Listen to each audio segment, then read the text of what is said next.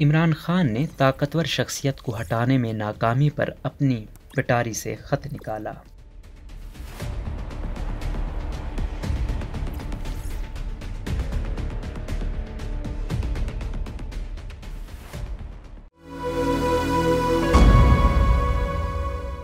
تلامند خان کے مطابق ہوئے بدرا بہانہ بسیار والا محاورہ 27 مارچ کے بعد اب صرف محاورہ نہیں رہا، کیونکہ اب گزشتہ 25 دنوں سے ہم ہر روز اس کو ہر زاویے اور پہلو سے عملاً دیکھ رہے ہیں اور صرف دیکھ ہی رہے ہیں۔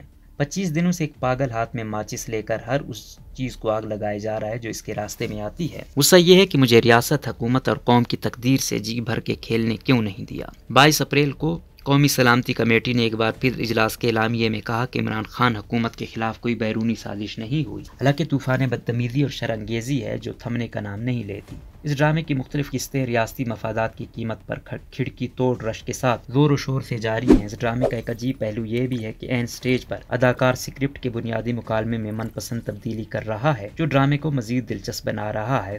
سازش نہیں، مداخلت۔ اب پتہ نہیں مداخلت سے آگے کون سی خجالت منہ سے ٹپکنے والی ہے۔ پچھلے 11 سالوں سے عمران خان نے ڈرامے بازیوں، مبالغہ آرائیوں اور سنی سنائی باتوں کو حقیقت سمجھ کر پالیسی بیانات کے طور پر پیش کرنے کا ریکارڈ توڑ دیا ہے۔ NGOs کے بنائے ہوئے چھوٹے چھوٹے بجلی گھروں کو اپنی حکومت کا کارنامہ بتا کر 350 ڈیمز میں تبدیل کر دیا۔ اس پر مستزاد 50 لاکھ گھر اور 1 کروڑ نوکریوں والا سبز باغ دکھایا۔ اس کے علاوہ کرپشن، کرپٹ منی لانڈرنگ کا راگ اپنے سیاسی مخالفین کو بدنام کرنے کے لیے اتنے زور و شور سے علاپا کہ اس کی ضد میں ریاست کی ساکھ بری طرح مسخ کر دی۔ خود چیخ چیخ کر بتایا کہ پاکستان بدعنوانی کی آماجگاہ ہے، یہاں منی لانڈرنگ اور دولت کی غیر قانونی منتقلی اور مالی جرائم زوروں پر ہیں۔ یہ بھی ایک غور طلب بات ہے کہ ان کے اس راگ کا پاکستان کو FATF کی گرے لسٹ میں دھکیلنے کا کوئی کردار ہے کہ نہیں۔ ستم ظریفی یہ ہے کہ اقتدار کی خاطر اس نے سازش اور مداخلت والا مبالغہ بھی ایک سیاسی اور انتخابی نعرے کے طور پر یہ سوچے بغیر استعمال کرنا شروع کیا کہ اس کے خارجہ تعلقات اور سفارتکاری پر کیا اثرات ہوں گے اور آگے چل کر ریاست کو کیا قیمت چکانا پڑے گی۔ پہلی حقیقت تو یہ ہے کہ ریاست تو چھوڑیں، اگر ایک فرد بھی کسی کے خلاف سازش کرتا ہے تو وہ اس کو انتہائی صیغہ راز میں رکھتا ہے اور آخر تک کوشش یہ ہوتی ہے کہ اپنا کوئی نشان نہ چھوڑے۔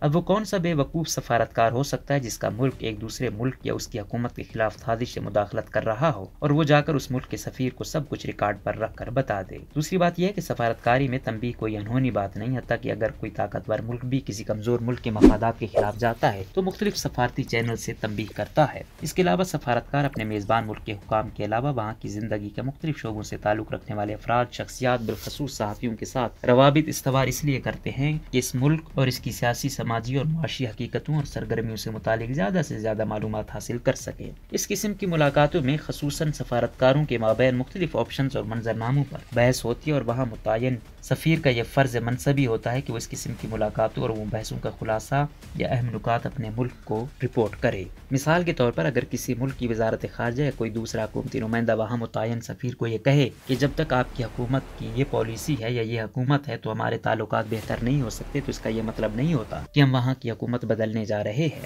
یہ حقیقت ہے کہ ماضی میں طاقتور ملکوں کو کمزور ممالک میں مداخلت کر کے حکومتیں گرائی ہیں، لیکن نہ اس کی اطلاع کبھی دی اور نہ کوئی اندیا۔ اس قسم کی مداخلتوں کا اس ملک کی خفیہ ایجنسیوں کے سوا اکثر وہاں کی وزارت خارجہ اور کابینہ کے ہر رکن کو بھی پتہ نہیں ہوتا۔ اس لیے دو سفارتکاروں کے درمیان آن دی ریکارڈ ملاقات اور اس میں ہوئی گفتگو کو حکومت گرانے کے لیے سازش سے مداخلت قرار دینا ریاست کے خارجہ تعلقات اور سفارتکاری کو تباہ کرنے کے سوا کچھ نہیں ہے۔ سیاسی پوائنٹ سکورنگ کے لیے سب سے گھناؤنی کوشش یہ ہو رہی ہے کہ سفارتی کیبل اس انداز میں پیش کیا جا رہا ہے کہ جیسے اسے سفیر نے خود نہیں لکھا ہو، بلکہ جیمز بانڈ بن کر امریکی خفیہ دستاویز میں سے نکال کر اپنے وزارت خارجہ کو بھیج دیا تھا۔ سوال یہ اٹھتا ہے کہ کیا پاکستان کے خارجہ تعلقات کی تاریخ میں اس قسم کا پہلا کیبل ہے جو میزبان ملک کی وزارت خارجہ کے کسی اہلکار کی تنبیہی گفتگو پر مبنی ہے؟ میرے خیال میں پاکستان کی وزارت خارجہ کی آرکائیوز اس قسم کے مراسلوں سے بھرے ہوں گے، لیکن حقیقت یہ ہے کہ اس دور میں وزارت عظمیٰ کی کرسی پر کوئی بچہ نہیں بلکہ کوئی سنجیدہ بندہ بیٹھا ہوگا۔ کیا عمران خان اور اس کے حواریوں کو یہ ادراک ہے کہ اس کلا بازی سے اس نے دنیا بھر میں پاکستان کی سفارتکاری کا تماشا لگایا ہوا ہے؟ اس کے بعد اس ملک کی فارن سروس کے اعتماد کا کیا ہوگا؟ اوپر سے خان صاحب کہہ رہے ہیں کہ وہ سپریم کورٹ میں یہ خط لے کر جا رہے ہیں۔ اگر عدالت میں اس کا اور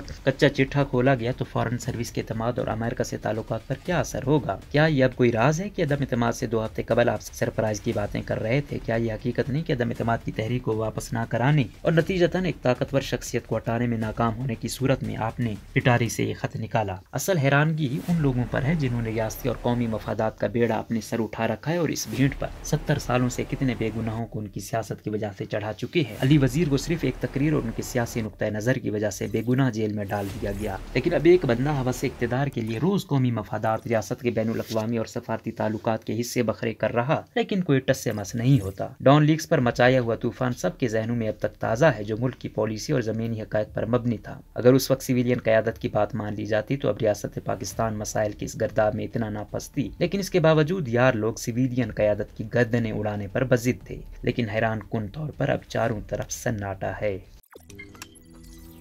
روزنامہ قدرت کی ویڈیو دیکھنے کے لیے ابھی یوٹیوب چینل پر سبسکرائب کریں اور بیل آئیکن پر بھی کلک کریں۔